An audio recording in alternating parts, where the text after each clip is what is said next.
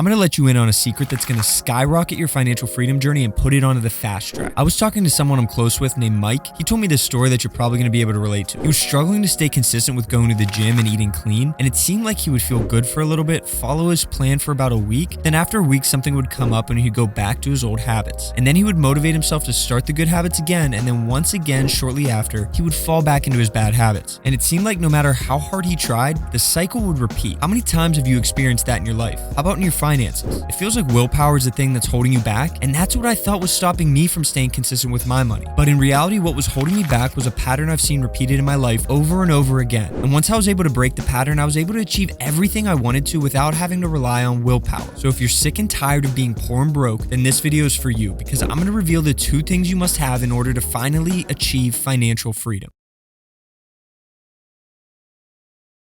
Whenever I started to save money, I had no clue what I was doing. I would start saving and then doubt would start to creep in my head. Oftentimes I would ask myself, what's the point? And that's because I wasn't sure if what I was doing was gonna work. Once you're confident in your plan, you stop questioning it and you become more consistent. So in this part, I'm reviewing a video from Ty Kim. In it, he lays out the exact order of operations he would take to start saving money. While I think this is one of the best financial videos on YouTube, I'm gonna run through these steps as if I was a 30-year-old with a $0 net worth, making $7,000 a month after taxes while spending $5,000 a month. So I'm going to change it a little, and I'm going to show you how long this plan would take me until I would become a millionaire.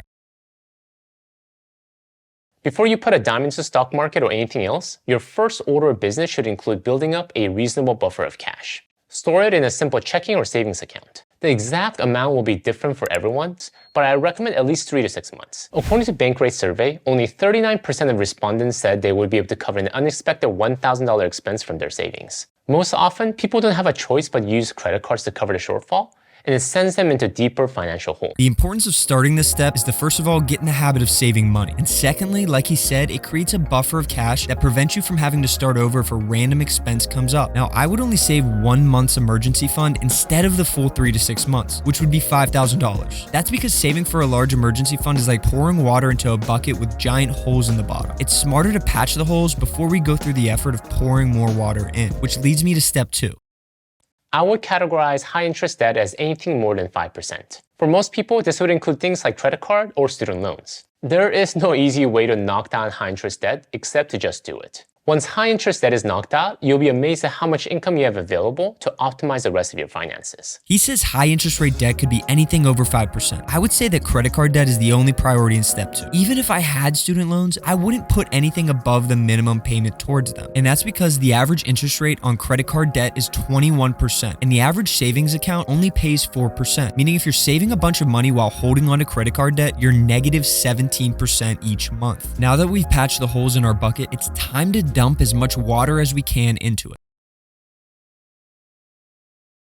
If you work for an employer that offers matching 401k contributions, this should be your first and main priority.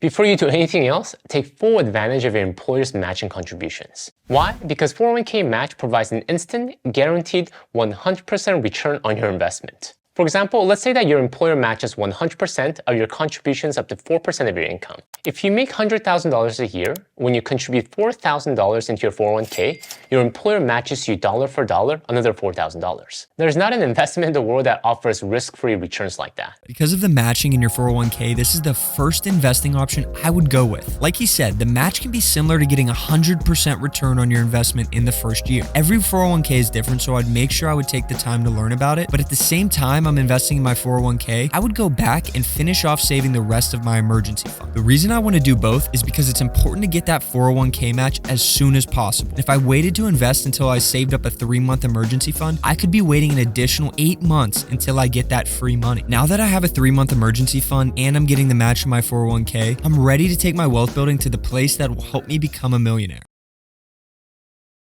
The next on our list is max out your Roth IRA. In a nutshell, with a Roth IRA, contributions are made on after-tax basis, but any growth is tax-free. What is amazing about the money in a Roth IRA is that you'll never need to pay taxes on it, ever. There are some eligibility considerations to a Roth IRA. In order to contribute directly to a Roth IRA, you or your spouse must have earned income, but not too much. But if your income is too high to contribute directly to a Roth IRA, consider the backdoor Roth IRA strategy. Just like he mentioned, the Roth IRA is the most tax-efficient investment account you can open. So that's why it's step number 4. In order to determine how much I should invest into this, I would calculate how much I would have to save 15% of my pre-tax income. So in this case, I would need to save $1,050 per month. Assuming I contribute $600 to my 401k, I would invest the other $450 per month into the Roth IRA. The reason investing 15% of your income is so important is because that is the generally accepted guideline from financial experts on how much I would need to save to secure a safe retirement. Now, a fair warning. In this example, it'll take me about 11 months to get to step 4. For most people, this number may be longer or shorter based on how much high interest rate debt you have. But once I'm saving 15% of my income consistently, even if I never get a single pay raise, I'll become a millionaire in 26 years, which gives me the confidence to know this plan works. Having a plan you believe will work is only half the battle. The other half is actually more important if you want to make sure you don't fall into those bad habits ever again.